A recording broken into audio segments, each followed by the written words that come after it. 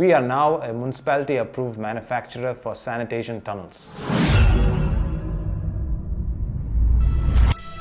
Our sanitization tunnels just got a whole lot better. All the tubes and nozzles that we're using inside the tunnel are stainless steel 316 grade. The walls and ceiling are cladded now with polycarbonate sheets which are outdoor grade as well. So each booth will come installed with this PIR motion sensor. Once the sensor is triggered, the motor gets running. Once the motor gets running, the mist is activated. So on top of the metal platform, we've now added a turf. With each booth, we will be supplying a 120-liter water tank, and this tank will be a mixture of 100 liters of water and 20 liters of disinfectant. The disinfectant that we will be using is a DM approved manufacturer and is safe for this particular kind of application.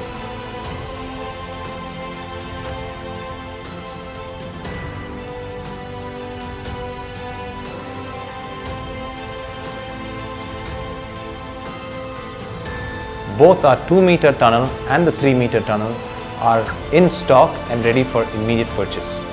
If anyone is interested in having the solution installed, please get in touch and we'll be more than happy to submit a quotation and take your order and come and install them for you as quickly as possible.